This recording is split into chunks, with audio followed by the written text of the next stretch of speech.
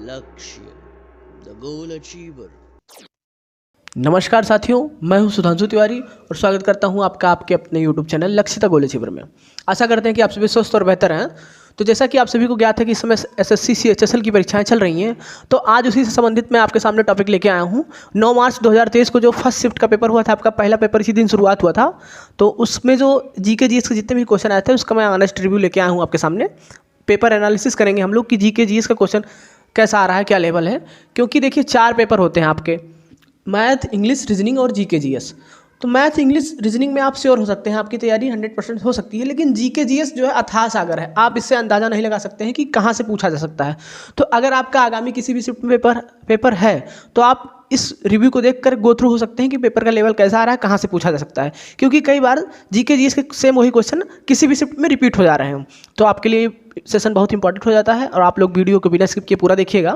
तथा जो लोग चैनल पर नए हैं वो चैनल को सब्सक्राइब कर लेंगे और बेल आइकन को प्रेस कर लेंगे, क्योंकि इस टाइप के जो है हम आपके सामने पेपर एनालिसिस के वीडियो लाते रहेंगे और आपको समझने में, पेपर का लेवल समझने में आसानी होगी। तो चलिए बिना समय गवाए शुरू करते हैं आज का paper analysis 9 March first shift का। पहला क्वेश्चन आपके स्क्रीन पर है, ये अंतर्राष्ट्रीय बाघ दिवस कब मनाया जाता है।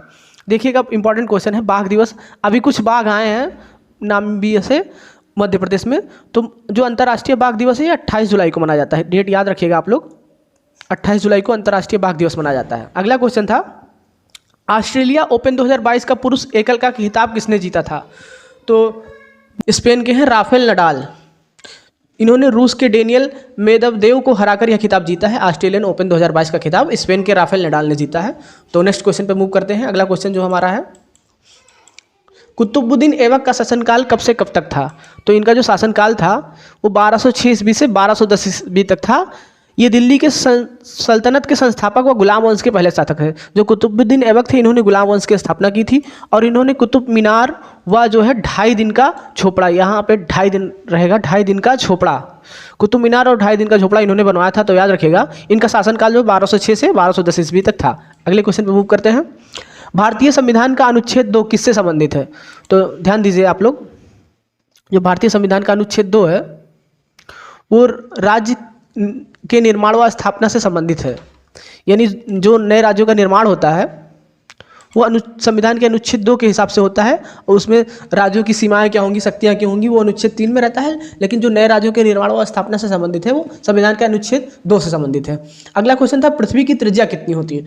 तो पृथ्वी की त्रिज्या आप लोग याद रखिएगा, पृथ्वी की त्रिज्या लगभग 6331 किलोमीटर होती है। अगले क्वेश्चन पर मूव करते हैं। अगला क्वेश्चन था, बास्केटबॉल और वॉलीबॉल में खिलाड़ियों की संख्या कितनी होती है। माफ कीजिएगा, वहाँ पे देखिए स्टेटमेंट दिया था 11 होती हैं, तो इसमें हमें सही चूज करना था कि बास्केटबॉल और वॉलीबॉल में खिलाड़ियों की संख्या 11 होती है, लेकिन ये वहाँ पे हमें सही स्टेटमेंट चुनना था। तो देखिए हम आपको बता दे रहे हैं, बास्केटबॉल टीम में खिलाड़ियों की संख्या 6 होती है और जो वॉलीबॉल टीम होती है उसमें खिलाड़ियों की संख्या 5 होती है। यहाँ पे फिर से वही हो गया है, टाइपिंग मिस्टेक है आपका, यहाँ पे होगा वॉलीबॉल।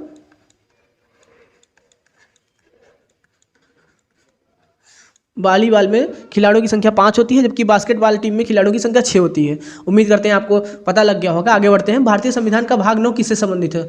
तो याद रखिएगा, भारतीय संविधान का जो भाग 9 है ग्राम पंचायतों की स्थापना से संबंधित है। अगले क्वेश्चन पर मूव करते हैं। अमेरिका की पहली महिला उपराष्ट्रपति कौन है।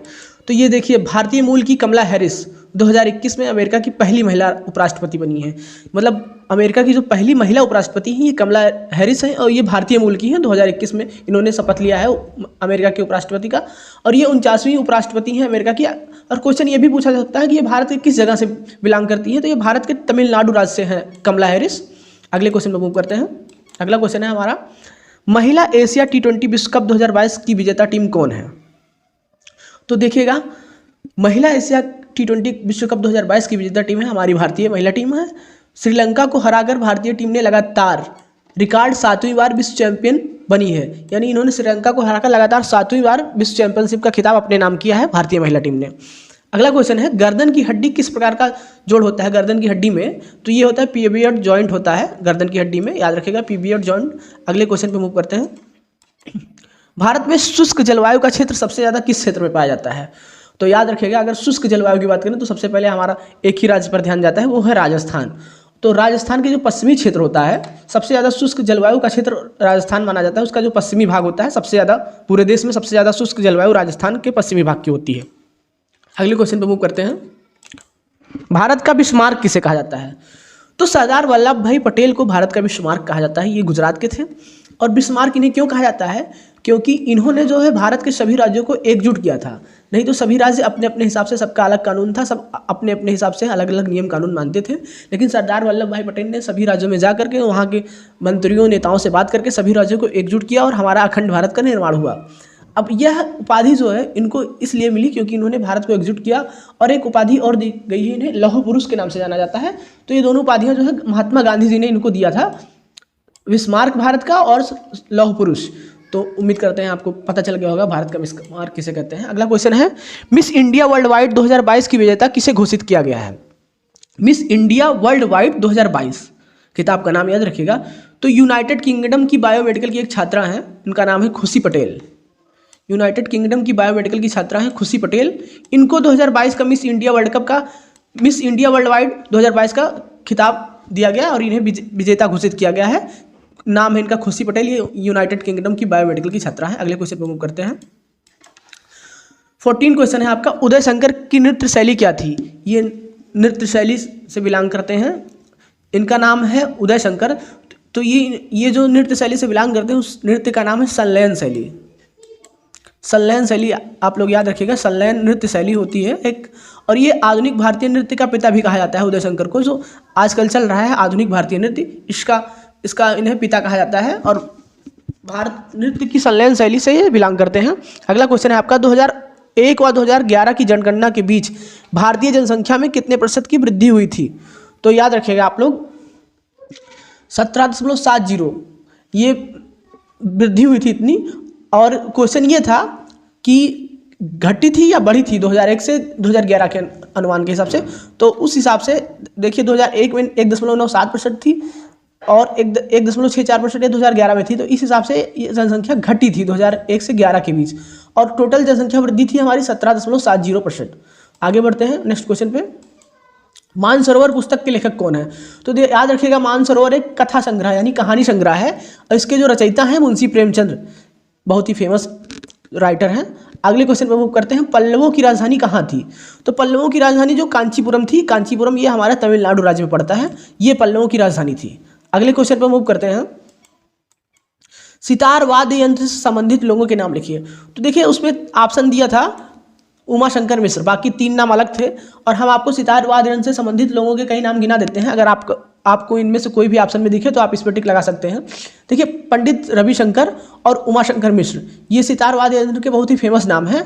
बाकी 2 नाम और हैं, विलायत खां और शाहिद परवेज, ये भी सितार वाद्य यंत्र से संबंधित लोग हैं। तो ये 4 लोग हैं जो सितार वाद्य यंत्र से संबंधित हैं। अगला क्वेश्चन पे मूव करते हैं, उच्च न्यायालय की किस अनुच्छेद के तहत रिट जारी करता है? उच्च न्यायालय जो होता है वो किस अनुच्छेद, भारतीय संविधान के किस अनुच्छेद के तहत रिट जारी करता है? तो आप लोग याद रखिएगा सर्वोच्च न्यायालय जो होता है वो अनुच्छेद 32 के तहत रिट जारी करता है। जबकि आपके क्वेश्चन में पूछा गया था उच्च न्यायालय, तो उच्च न्यायालय जो है अनुच्छेद 226 के तहत रिट जारी करता है। आपका सुप्रीम कोर्ट जो है अनुच्छेद 32 के तहत रिट जारी करता है, जबकि हाई कोर्ट जो होता है और अनुच्छेद 226 के तहत रिट जारी करता है। अब अगले क्वेश्चन में मूव करते हैं। अगला क्वेश्चन है हमारा, आराम बाग का निर्माण बाबर ने कहाँ करवाया था? तो याद रखिएगा आप लोग, अगर कभी आप लोग ताजमहल आगरा घूमने गए हों तो ताजमहल के जो है उत्तर साइड में 5 किलोमीटर की दूरी पर आराम बाग है। वहीं पे ताजमहल के परिसर में ही जो आराम बाग है उसका निर्माण किया गया है। ये ताजमहल से लगभग 5 किलोमीटर की उत्तर दिशा में है और ये इसका निर्माण बाबर ने करवाया था। तो अगले क्वेश्चन पे मूव करते हैं, हाल ही में किस टेनिस खिलाड़ी ने संन्यास लेने की घोषणा की? तो ये जो है महान टेनिस खिलाड़ी हैं रोजर फेडरर, आप लोगों ने नाम सुना होगा, बहुत ही पॉपुलर खिलाड़ी हैं। इन्होंने सितंबर 2022 में संन्यास लेने का ऐलान किया है। तो हाल ही में जो है टेनिस खिलाड़ी रोजर फेडरर ने संन्यास लेने का ऐलान किया है। अगले क्वेश्चन पे मूव करते हैं, किस पंचवर्षीय योजना का उद्देश्य बुनियादी एवं भारी उद्योगों पर जोर देने के साथ साथ तेजी से औद्योगिकरण करना था? देखिए पंचवर्षीय योजना से 1-2 प्रश्न आपको हर शिफ्ट में पूछे जा रहे हैं। तो मैंने पंचवर्षीय योजना का जो है एक सेशन कराया है, आपको लिंक डिस्क्रिप्शन में मिल जाएगा। आप लोग वहाँ से जाके पंचवर्षीय योजना जितनी भी थी, हमारी 12 पंचवर्षीय योजनाएं थी, सबके बारे में डिटेल से जानकारी ले सकते हैं। तो क्वेश्चन है हमारा कि भारी उद्योगों एवं औद्योगिकरण पर किस पंचवर्षीय योजना में जोर दिया गया था? तो आपकी जो दूसरी पंचवर्षीय योजना थी इसका जो समय अवधि था 1956 से 1961, इसके दौरान इसमें जो है औद्योगिकरण पर जोर दिया गया था। आपका कई सारे इस्पात संयंत्र की स्थापना की गई थी, भिलाई हो गया आपका, और जितने भी लौह इस्पात संयंत्र लगाए गए थे दूसरी पंचवर्षीय योजना के दौरान लगाए गए थे। और ये जो मॉडल पे आधारित थी ये महाल नोबिस मॉडल पे आधारित है, जो द्वितीय पंचवर्षीय योजना। अगले क्वेश्चन पे मूव करते हैं। अगला क्वेश्चन हमारा है, कौन सी नदी राजस्थान से निकलती है? तो आप लोग याद रखिएगा, अगर ऑप्शन में आपके बनास या लूनी दोनों नदी में से कोई एक मिल जाए तो आप उसी पे टिक करेंगे। ये दोनों नदियां राजस्थान से निकलती हैं, बनास और लूनी नदी। ये इसलिए इंपॉर्टेंट है क्योंकि राजस्थान एक मरुस्थल इलाका है, वहाँ से नदी निकलना अपने आप में एक बड़ी बात है, इसलिए ये क्वेश्चन पूछा जा सकता है। ये इंपॉर्टेंट है, मोस्ट इंपॉर्टेंट, आप लोग टिक लगा लीजिएगा। बनास और लूनी नदी ये दो नदियाँ हैं जो राजस्थान से निकलती हैं। अगला क्वेश्चन था, प्लासी के युद्ध में अंग्रेजी सेना का नेतृत्व किसने किया था? हम आपको बता दें कि जो प्लासी का युद्ध हुआ था ये बंगाल के नवाब सिराजुद्दौला और अंग्रेजी सेना यानी ब्रिटिश इंडिया कंपनी दोनों के बीच में हुआ था। और ये जो हुआ था ये आपका जो है इसका नेतृत्व जो किया था अंग्रेजी सेना का कमांडर रॉबर्ट क्लाइव ने किया था। और इसमें जो है बंगाल की नवाब की सेना ने हार का सामना किया था और अंग्रेजी सेना जीत गई थी। तो आप लोग याद रखिएगा, जो प्लासी का युद्ध हुआ था अंग्रेजी सेना का नेतृत्व कमांडर रॉबर्ट क्लाइव ने किया था और बंगाल के नवाब और अंग्रेजी सेना के बीच में ये युद्ध हुआ था। अगले क्वेश्चन पर मूव करते हैं। अगला क्वेश्चन है हमारा, प्रो कबड्डी लीग खेल से संबंधित प्रश्न है। अगर आप लोग मैच देखते होंगे कबड्डी लीग का तो आपको मालूम होगा, प्रो कबड्डी लीग के 8वें संस्करण का फाइनल मैच किस किस टीम के बीच में खेला गया था? तो याद रखिएगा आप लोग, जो 8वें संस्करण का फाइनल मैच हुआ था वो पटना पायरेट्स और दबंग दिल्ली केसी के मध्य खेला गया था।